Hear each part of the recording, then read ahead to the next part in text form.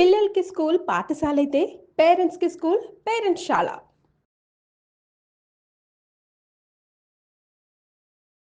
వాగర్థావివ సంపృక్తౌ వాగర్థ ప్రతిపత్తయే జగతః పితరౌ వందే పార్వతీ పరమేశ్వరౌ. ఆదిత్యాయ చ సోమాయ మంగళాయ బుధాయ చ గురుశుక్ర శనిభ్యశ్చ రాహవే కేతవే నమః. శృంగేరి జగద్గురు పీఠాధిపతులకి కంచి పీఠాధిపతులకి నమస్కారములు తెలియచేసుకుంటూ కార్యక్రమాన్ని ప్రారంభిద్దాం. జూలై నెల 16వ తారీఖు నుంచి 31వ తారీఖు వరకు ద్వాదశ రాశుల వారికి సంబంధించినటువంటి శుభ అశుభ ఫలితాలు, ఏ రోజుల్లో మానసికంగా ఆనందంగా ఉంటారు, ఏ రోజుల్లో అసంతృప్తి ఆందోళనతో ఉంటారు, అలాగే ఏ రోజుల్లో ఖర్చులు ఎక్కువగా ఉంటాయి, ఏ రోజుల్లో ఆదాయ మార్గాలు ఎక్కువగా ఉంటాయి, ఉద్యోగ సమస్యలు, ఇలాంటి వివరాల గురించి క్లుప్తంగా తెలియజేసే ప్రయత్నం చేస్తాను. కాబట్టి వీక్షించేటువంటి ప్రేక్షకులకి చిన్న గమనిక, మీరు మీ యొక్క జన్మ నక్షత్రం ఏదైతే ఉంటుందో ఆ నక్షత్రం ప్రకారం ఉన్నటువంటి రాశినే మీరు పరిగణనలోకి తీసుకోవాలి. నామ నక్షత్రం పేరు మీద ఉన్నటువంటి రాశిని తీసుకోకూడదు. జన్మ నక్షత్రం లేని వాళ్ళు నామ నక్షత్రం పేరు మీదనే చూసుకోవాలి. పైగా చాలామంది సన్ జొడాయిక్ సైన్ అంటే ఈ మంత్ నుంచి ఈ మంత్ మధ్యలో పుట్టినటువంటి వాళ్ళు ఒక రాశికి చెందుతారని చెప్పి సూర్యమాన సిద్ధాంతం ప్రకారం ఉంటుంది. అది ఈ చెప్పబోయేటువంటి ఫలితాలకి అది ఏమాత్రం కూడా సరిపోదు. అది విషయాన్ని గమనించుకొని చూసుకోవాలి. కాబట్టి జన్మ నక్షత్రము, జన్మ రాశి లేదా ఈ రెండు లేకపోతే నామ నక్షత్రము, నామరాశి మీద ఉన్నటువంటి వివరాలనే మీరు ఆ రాశి ప్రకారమే చూసుకుంటే మీకు రమారమిగా మీ ఈ చెప్పబడే ఫలితాలు మీకు సరిపోతాయని చెప్పవచ్చు. ఇక కార్యక్రమంలోకి బయలుదేరదాం. జూలై 16వ తారీఖు నుంచి 31వ తారీఖు వరకు కర్కాటక రాశిలో జన్మించినటువంటి వారికి ఏ విధంగా ఉండబోతుందో తెలుసుకునే ప్రయత్నం చేద్దాం. కర్కాటక రాశిలో ప్రధానంగా గురు సంచారము ద్వాదశ రాశిలో సంచారం చేస్తున్నటువంటి ఈ కారణం చేత ప్రధానంగా ధనపరమైనటువంటి ఖర్చులు ఉంటాయి, కానీ ధర్మపరంగా ఉంటాయి. అనవసరమైన ఖర్చులు అంటే ఏమీ ఉండవు. కాకపోతే 27వ తారీఖు తర్వాత ఆ 4 రోజులు 5 రోజులు 27, 28, 29, 30, 31 ఈ 5 రోజుల్లో మాత్రం మీ హుందాతనాన్ని పెంచే విధంగా దుస్తులు కానీ వస్తువులు కానీ కొనుగోలు చేస్తారు. ఎలక్ట్రానిక్ గ్యాడ్జెట్స్ కొనుగోలు చేసే అవకాశం ఈ గురు సంచార ప్రభావం వలన కలుగుతుంది. ఇక ప్రధానంగా చూసుకున్నట్లయితే జన్మరాశిలోనే రవి సంచార ప్రభావం కాబట్టి ఇది కాస్త ఇబ్బందికరంగా ఉండేటువంటి సమయము. ఉద్యోగస్తులు భయముతో పనిచేయాల్సినటువంటి పరిస్థితి, అలాగే ఆరోగ్యం పట్ల కూడాను శ్రద్ధ వహించాల్సినటువంటి పరిస్థితి అని చెప్పవచ్చు. ఇక రాశిలోనే బుధుడు కూడా సంచారం చేస్తున్నటువంటి ఈ కారణం చేత కర్కాటక రాశిలో జన్మించినటువంటి వారికి బద్ధకం పెరగడం, ఏ పని యందు కూడాను ఆసక్తిగా లేకపోవడం, ఈ కారణాల వల్ల కొన్ని ఇబ్బందికర పరిస్థితులు తలెత్తుతాయి. కాబట్టి జాగ్రత్తలు పాటించండి. రవి బుధులు రాశిలోనే సంచారం చేస్తున్నటువంటి ఈ కారణం చేత ప్రధానంగా ట్రాఫిక్ చలాన్లు కానీ లేదా ప్రభుత్వానికి ఏదైనా పన్నులు చెల్లించాల్సినటువంటి పరిస్థితుల్లో ఈ యొక్క కర్కాటక రాశిలో జన్మించినటువంటి వారు ఉంటారు అని చెప్పవచ్చు. ఇక కుజగ్రహ సంచారం కూడా ద్వితీయ స్థానంలోనే కేతుగ్రహ సంచారం ఉండడం, కుజుడు 28వ తారీఖు వరకు సింహరాశిలో ఉండడం, మ్యాక్సిమం 16 నుంచి 28 అంటే దగ్గర 12 రోజుల పాటు ఉండడం, ఈ కారణం చేత కుజుడు కూడా అనుకూలంగా లేకపోవడం ఈ కర్కాటక రాశి వారికి ప్రధానంగా సమస్యలు అధికంగా ఉంటాయి. కాబట్టి జాగ్రత్తలు పాటించండి. వాస్తవం చెప్తున్నాను, ఎంతోమందిని నేను కర్కాటక రాశిలో వాళ్ళని చూశాను. జూలై మాసం ఏమాత్రం కూడా కర్కాటక రాశి వారికి అనుకూలంగా లేదు. వాస్తవాన్ని జీర్ణించుకోవాలండి, తప్పదు. మనం చెడు చెబుతున్నామని కాదు, ఇక్కడ పరిస్థితులు గ్రహము సంబంధించినటువంటి స్థితిగతులు ఆ విధంగా ఉన్నప్పుడు మనము ఓవర్ రియాక్షన్ ప్రతి సందర్భంలో కాకుండా ఉండడమే మేలు అనే విషయాన్ని గమనించుకోవాలి. 29 నుంచి మాత్రం కుజగ్రహ సంచారం అనుకూలంగా ఉండడం అన్ని విధాలుగా బాగుంటుందని చెప్పవచ్చు. ఇక రాహువు కూడా అష్టమ స్థానంలో సంచరిస్తూ ఉండడం ఇది కాస్త ఆందోళన కలిగించేటువంటి విషయంగా చెప్పవచ్చు. ముఖ్యంగా ఆరోగ్యం పట్ల శ్రద్ధ వహించాల్సినటువంటి పరిస్థితి. దీనికి తోడు శని కూడాను వక్రీకరించినటువంటి కారణం చేత అష్టమ శని ప్రభావానికి కూడా గురవుతున్నారు.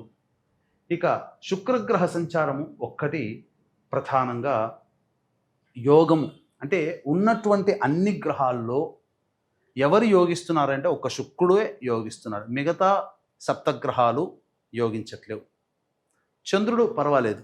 కాబట్టి గ్రహ సంచారం అనుకూలంగా లేదు. కాబట్టి జాగ్రత్తలు పాటించండి. అనవసరమైనటువంటి వివాదాల జోలికి వెళ్ళకండి, అనవసరమైన పెట్టుబడుల జోలికి వెళ్ళకండి. ఎవరికీ కూడాను మొహమాటానికి అయినప్పటికీ కూడాను వాగ్దాన రూపంలో కానీ సహాయ రూపంలో కానీ ధనాన్ని మాత్రం మీరు మీ యొక్క చెయ్యి దాటనివ్వకండి. చాలా సమస్యలు వస్తాయి.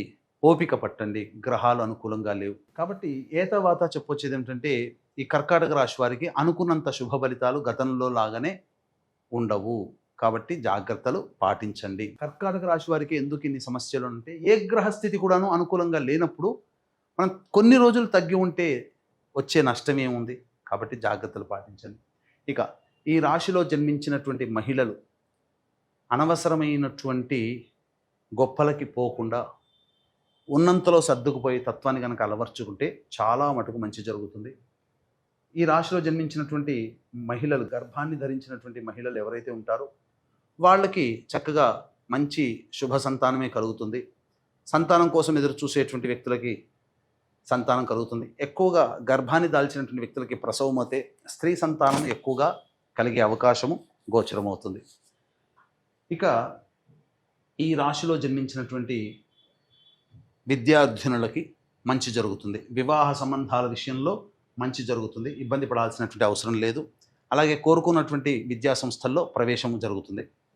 ఇక తర్వాత ఓవరాల్గా ఈ రాశిలో జన్మించినటువంటి విద్యార్థులు, విద్యార్థినులకి మంచి శుభావకాశాలు కలుగుతాయి. వివాహ సంబంధమైనటువంటి విషయాల్లో మీకు వివాహ సంబంధాలు కుదురుతాయి. కాబట్టి జాగ్రత్తలు పాటించండి. అన్ని విధాలుగా చూసుకున్నట్లయితే ఓవరాల్గా సమయం, గ్రహస్థితులు అనుకూలంగా లేవు, గ్రహ గతులు కూడా అనుకూలంగా లేవు. కాబట్టి ఉన్న దాంతోనే కొనసాగించుకునే ప్రయత్నం చేస్తూ కొత్త దాంట్లో వేలు పెట్టకండి. ఉద్యోగస్తులు ఉన్న దాంట్లోనే చేయండి. వస్తాయి, అవమానాలు ఎదురవుతాయి, ప్రెజర్ ఎక్కువగా ఉంటుంది. అంత మాత్రం చేత గ్రహము అనుకూలంగా లేనప్పుడు మీరు కొత్త వాటి కోసం ప్రయత్నం చేస్తే ఉన్నది పోతుంది. కాబట్టి తెలివైన వాళ్ళు ఉన్నదాన్ని వదులుకోరు. ఆ నిర్ణయం మీదనే ఉండి భరించండి. తప్పులేదు. దెబ్బ తాకినప్పుడు భరిస్తాం కదా, తగ్గేంత వరకు ఓపిక పడతాం కదా. అంత మాత్రాన ఆ దెబ్బ తగ్గట్లేదని రోజు రోజు పెద్దకు చేసుకోలేం కదా. అలాగే సమస్యలు ఉంటాయి, భరించే అవకాశాన్ని కోల్పోకండి, భరించండి. ఇక కర్కాటక రాశిలో జన్మించినటువంటి వారికి 16 నుంచి 31వ తారీఖు వరకు ఏ విధంగా ఉండబోతుందో తెలుసుకునే ప్రయత్నం చేద్దాం.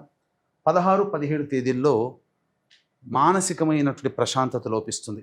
ఏదో ఒక ఆందోళనగా ఉంటుంది మనస్సు.